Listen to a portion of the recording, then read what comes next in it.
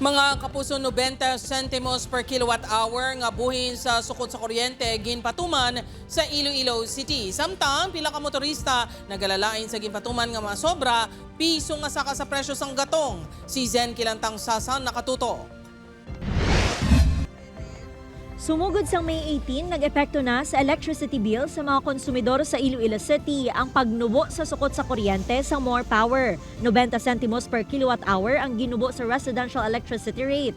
Halin sa 12 pesos 0.3 centavos, nangin 11 pesos and 13 centavos per kilowatt hour na ini. Ang pagnubo sa sukot sa kuryente ang resulta sa pagpanaugman sa generation kag transmission cost kag pagnubo sa presyo sa wholesale electricity spot market. Primarily because ang WESM nagnubo from around 543 of the past month, naging 445 na lang. Balando, relatively ang prices sa market nagnubo siya kay do hindi amog ni bala kainit ang natabo subong compared with the previous years. Para kay Manang Elvira, yadi pang pagnubo bangod inugbakal pa ini sang ila pagkaon sa baylo nga magkadto sa inugbayad sa kuryente. Thank you, Lord.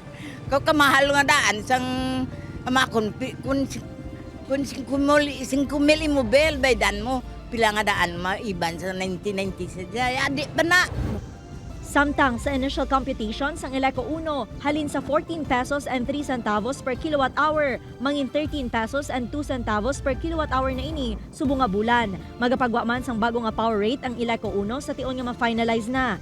Kung good news ang nabaton sa mga konsumidor sang kuryente, bad news naman para sa mga motorista.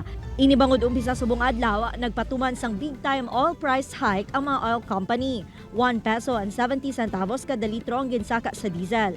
1 peso and 20 centavos kada litro ang gindugang sa gasolina kag kerosene. Nagalalain naman ang pila ka motorista bangod dako katama ang ginsaka sa presyo sang gatong nga dugang naman nga palasanon. Sakit yun Kay siyempre buhin para sa kita mo.